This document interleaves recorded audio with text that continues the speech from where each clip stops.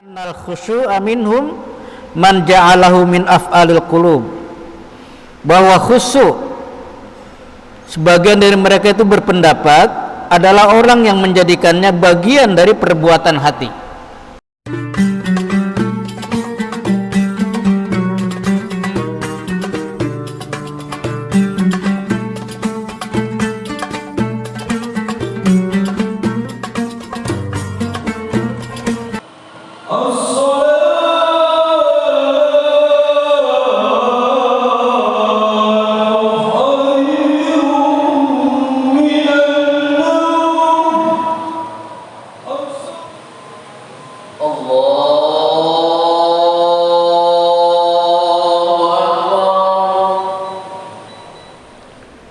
Assalamualaikum warahmatullahi wabarakatuh.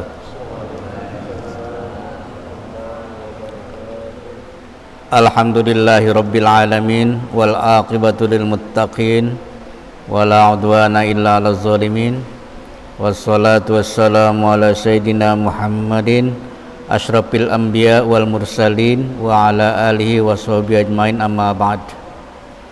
Alhamdulillah wa syukrulillah, kita panjatkan kepada Allah Subhanahu wa ta'ala yang mana telah memberikan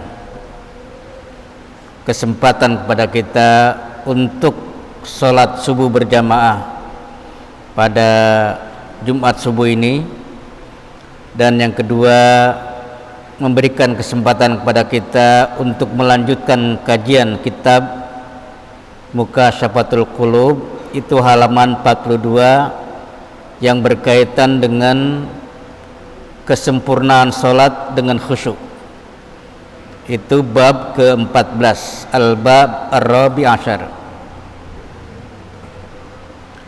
fi itmamis sholah, dengan menyempurnakan sholat, bil khudu, dengan tunduk pada Allah, wal khusyuk. Salah satu kesulitan besar bagi kita dalam sholat adalah khusyuk, ya. Bagaimana kita sholat itu dengan khusyuk, betul-betul ingat pada Allah Subhanahu wa ta'ala. Kalau misalnya sholat kita, sholat zuhur 5 menit, 1 menit saja kita khusyuk ketika takbiratul ihram, maka itu sudah cukup baik, ya. Qala Allah Ta'ala, Allah berfirman, qad aflahal mu'minun, sungguh beruntunglah orang-orang yang beriman, alladzina hum fi sholatim khashi'un, di mana dalam salat mereka itu adalah khusyuk. Jadi khusyuk, kita tidak terpikirkan tentang duniawi atau tentang yang lain kecuali tentang Allah Subhanahu wa ta'ala. Kita merasakan hadirnya Allah Subhanahu wa ta'ala di hati kita. I'lam, ketahuilah olehmu, annal khusyu'a minhum man ja'alahu min af'alil qulub, bahwa khusyuk sebagian dari mereka itu berpendapat adalah orang yang menjadikannya bagian dari perbuatan hati. Jadi kalau kita ruku, sujud, berdiri, ya, i'tidal, sujud dan lain sebagainya, itu perbuatan jawarih, perbuatan anggota badan.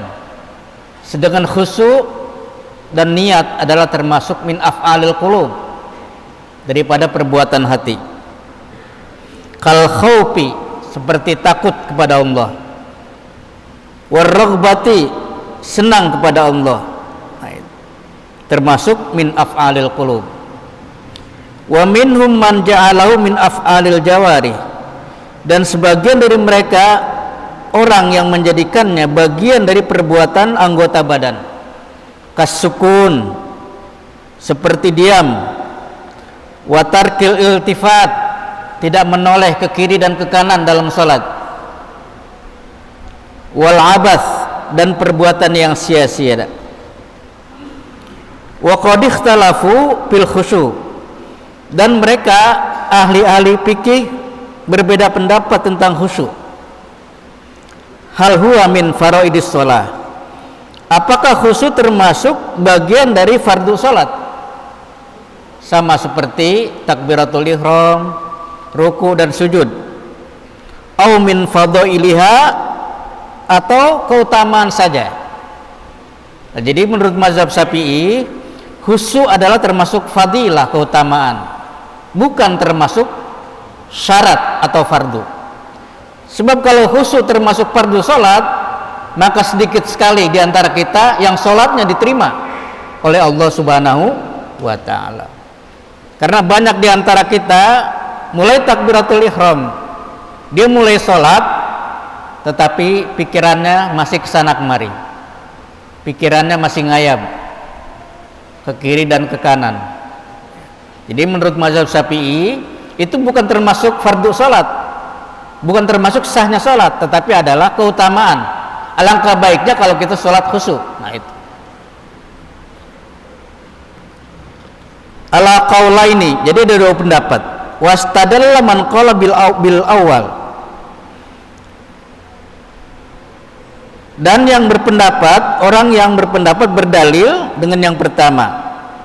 Jadi maksudnya salat khusyuk adalah bagian dari salat. Bi hadisin, dengan suatu hadis, laisa lil abdi min salati illa ma'uqila. Tidaklah sah bagi seorang hamba dalam salatnya kecuali apa yang dipikirkan. Jadi apa yang dipikirkan, yaitu Allah Subhanahu wa taala. Aqimis sholata li dzikri, dirikanlah oleh makan salat untuk mengingatku. Wal ghaflah tudadu zikra, dan lalai adalah berlawanan daripada zikir. Walihadza qala ta'ala, karena inilah Allah berfirman, wala takum minal ghafilin, janganlah engkau menjadi orang yang lalai dalam salat. Nah karena itulah mulai takbiratul ihram kita membaca inna sholati wa nusuki wa mahyaya wa mamati lillah. Sesungguhnya salatku, ibadahku, wa nusuki dan ibadah hajiku, wa mamati kematianku, wa mahyaya hidupku, wa mamati dan matiku lillahi rabbil alamin. Jadi kita begitu takbir harus kita yakinkan bahwa Allah Maha Besar. Selain Allah adalah kecil. Karena kecil itu tidak perlu dipikirkan. Karena dia kecil. Ya itu. Jadi hanya Allah yang dipikirkan. Jadi kalau kita sholat merasakan kehadiran Allah, kita disaksikan oleh Allah, itu bagian dari khusyuk. Dan itu bagian dari ketenangan jiwa. Wa akhrajal Baihaqi an Muhammad bin Sirin, ditakhrij hadis ini oleh Imam Baihaqi dari Muhammad bin Sirin qala nabathu anna Rasulullah kana idza da'a rafa basarahu ila sama. Jadi Rasulullah apabila berdoa dia mengangkat pandangannya ke langit. Jadi kalau berdoa Nabi matanya ke atas, ya. Lalu ada teguran, panuzilatil ayah, turunlah ayat ini, wala takum minal ghafilin. Wazada Abdul Razak anu fa'amarahu bil khusyuk. Jadi Abdul Razak dari Nabi bahwa ia merintahkannya bil khusyuk, untuk khusyuk. Paroma basarahu nahwa masjidihi, lalu dia lemparkan pandangannya atau arahkan pandangannya ke tempat sujud. Jadi salah satu syarat untuk khusyuk dalam sholat adalah mata kita itu harus ke tempat sujud. Jadi makanya kita tandakan dengan sajadah atau misalnya sapu tangan atau yang lain, itu kita tempatkan di tempat sujud supaya mata kita jangan nengok ke sana kemari, supaya betul terpusat. Nanti yang dimaksudkan. Dalam hadis lain dikatakan selain khusyuk ini bisa membantu dilihat dari anggota badan, terutama mata, untuk selalu ke tempat sujud. Yang kedua adalah harus kita yakinkan bahwa inilah sholat yang terakhir bagi kita, ya. Sholat bagi, ya belum tentu besok kita masih ada umur. Itu salah satu menambah khusyuk. Nah itu. Karena Rasulullah idza shalla rafa'a basarahu ila sama. Rasulullah pernah mengangkat pandangannya ke langit, panuzilat hadhil ayah, fatawarasahu, lalu dia tundukkan kepalanya. Jadi kalau kita sholat ya, itu harus mata kita arahkan ke tempat sujud. Itu membantu kita untuk khusyuk. Waruya anil Hasan, diriwayatkan dari Hasan anan Nabi qala, bahwa Nabi pernah bersabda, masalus salawatil khamsi, perumpamaan salat yang 5 waktu ya, kamatsali nahrin, seperti sebuah sungai, jaro ala babi ahadikum, yang mengalir di depan pintu kamu, pintu rumah kamu, kasirul ma, airnya banyak, yaktasilu fi kulli yaumin, dan dia mandi setiap hari, khamsa marrat, dia mandi sebanyak 5 kali. Nah itu, fahal yabqa alaihi minad daron syai'un, apakah masih ada daki di tubuhnya. Ibaratnya kalau kita sholat 5 hari sekali, 5 waktu 1 hari 1 malam, itu seperti kita mandi 5 kali 1 hari, maka tidak ada kotoran di badan kita, bersih daripada dosa. Annas salawati tutahhiru minadz-dzunub, dan salat adalah membersihkan dari dosa-dosa, wala tabqa minha syai'an, dan tidak ada sesuatu kotoran, dunal kabair, selain dosa besar. Jadi dosa besar ini tidak bisa dihapus dengan salat. Salat dan istighfar itu hanya bisa mengampuni dosa-dosa kecil. Adapun dosa besar, misalnya kita bermusyrik pada Allah, kita percaya adanya Tuhan tapi juga percayanya ada Tuhan yang lain. Kita percaya kepada Allah tapi masih percaya kepada yang lain, itu syirik, termasuk dosa besar. Kita membunuh seorang muslim yang tidak berdosa, termasuk dosa besar. Uququl walidaini, durhaka kepada 2 orang tua, termasuk dosa besar yang tidak bisa diampuni oleh istighfar.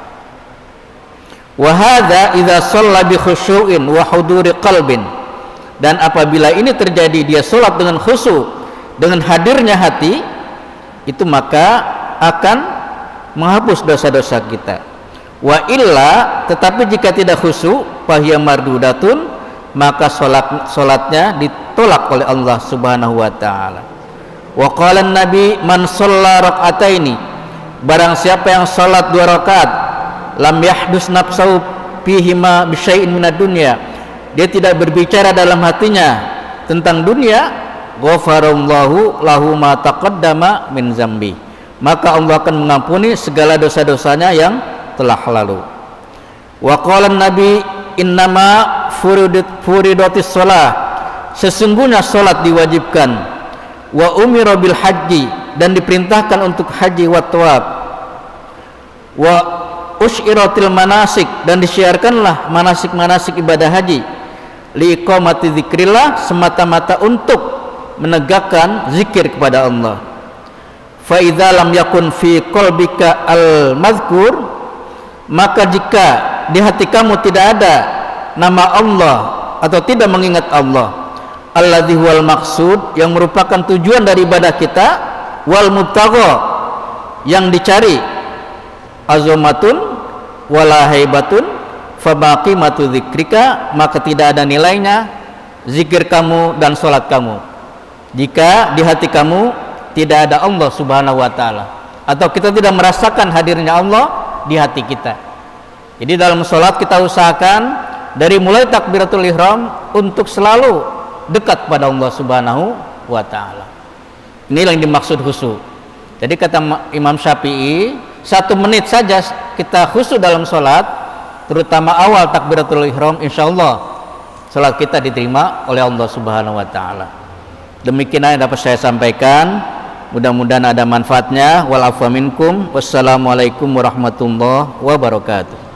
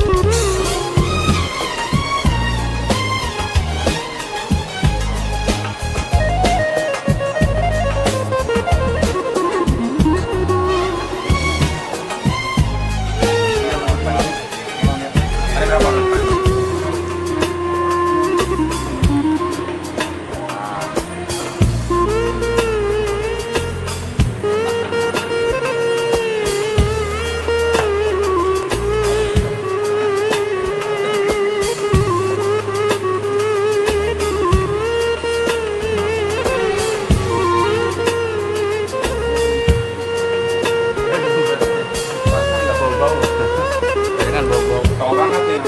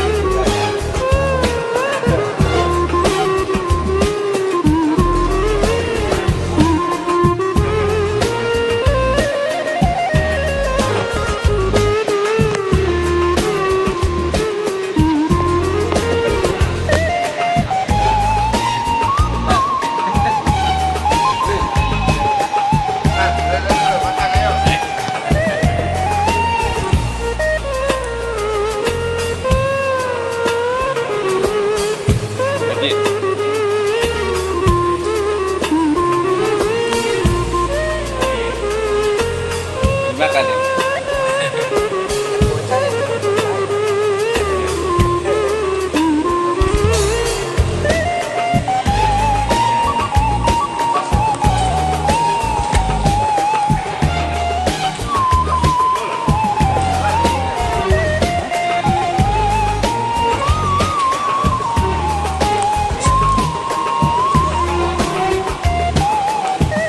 Makan tuh.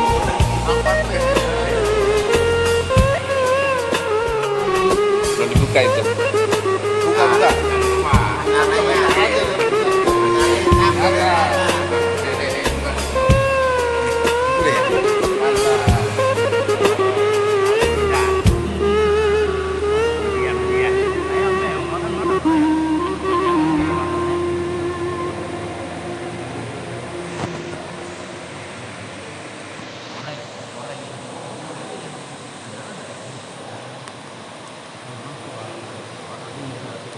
RW, makan.